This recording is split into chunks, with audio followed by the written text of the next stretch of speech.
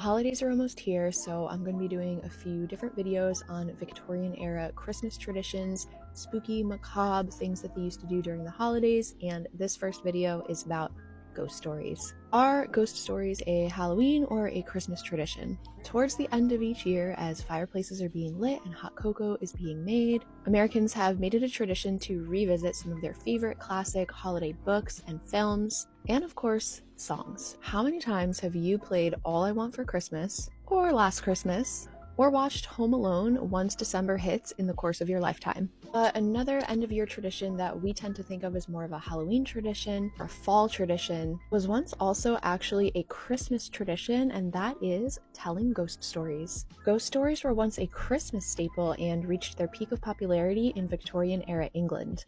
This can be further proven in the Christmas song, It's the Most Wonderful Time of Year, which lists scary ghost stories as one of the highlights of the holiday season. So ghost stories began as oral traditions since there weren't any written records, and according to Sarah Cledo, folklorist specializing in British literature, the season around the winter solstice has always been one of transition and change. And for a very, very long time, that winter holiday solstice season has provoked oral stories about spooky things in many different countries all over the world.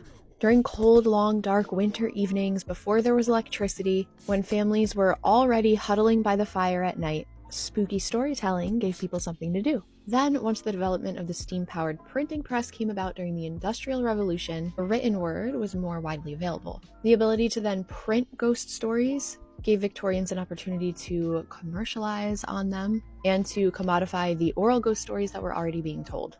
Charles Dickens, as we know, played a huge part in this with his classic novel A Christmas Carol. He is well known for helping to popularize ghost stories in Victorian-era England, not just because of A Christmas Carol. He wrote several different Christmas novellas, all of them involving ghosts, and he began printing them in magazines that he was editing at the time.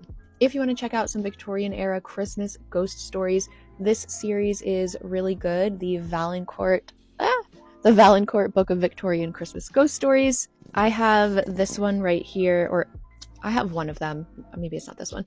I have one, and the tales are really fun to read. I always read it around the holiday season. This is not sponsored in any way by Valancourt, but I did really enjoy this one. So if you want to check out some Victorian era spooky Christmas ghost stories, you might give these a try. So if you didn't know, now you know that ghost stories were not always a Halloween tradition and were actually reserved for Christmas. Stay tuned for more spooky Victorian Christmas traditions, and I'll see you guys in the next video.